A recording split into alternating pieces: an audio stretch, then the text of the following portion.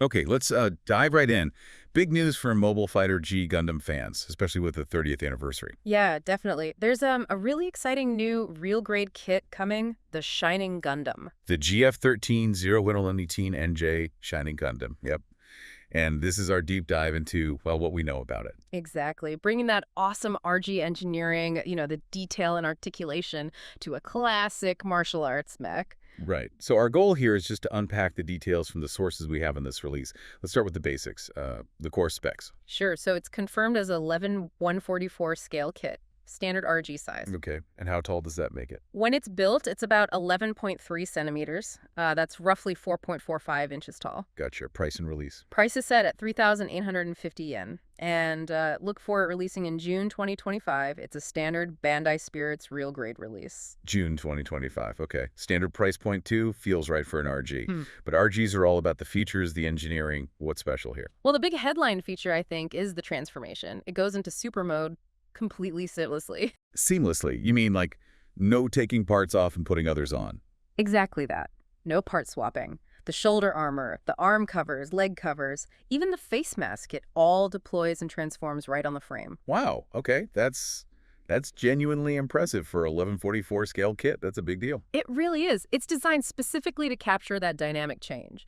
And beyond that, the articulation is heavily focused on G Gundam style. Martial arts poses. They got it. Lots of range for kicks, punches, stances. They even mention a 3-axis neck joint, so you can get some really expressive head poses. Nice. Very nice. Hmm. What about accessories? What else is in the box? Okay, so obviously you get the Gundam itself, plus you get 2 types of beam swords, Uh-huh. realistic detail stickers, for panel lines and markings, and importantly, a set of interchangeable hands. Including the hand, I assume. Absolutely. There's a specific hand part included just for doing the Shining Finger attack pose. Ah, yes. Can't have the Shining Gundam without the Shining Finger. Maybe we should quickly touch on the suit itself for anyone less familiar. Good idea.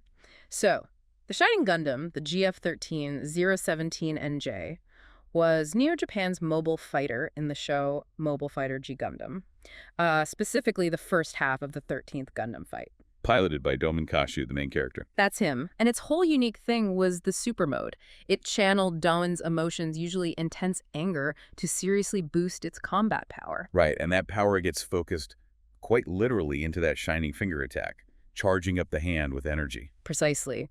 It played a big role in Domen's story early on, how he learned and grew as a fighter before eventually getting the God Gundam. So bringing it back to the model kit Yeah. and thinking about you listening, Yeah. why should you be excited about this specific RG release? Well, if you're a fan of G Gundam, this is huge. It's taking this iconic, super dynamic machine with its unique transformation and putting it into the real grade line. Which means amazing detail and articulation. Exactly. It means you can build it, pose it in all those signature martial arts stances, recreate the Shining Finger, and you can actually do the transformation to super mode without taking it apart.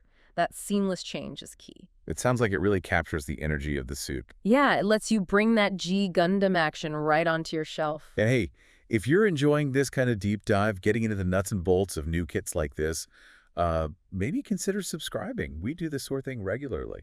Definitely. And maybe here's something to think about as we wrap up.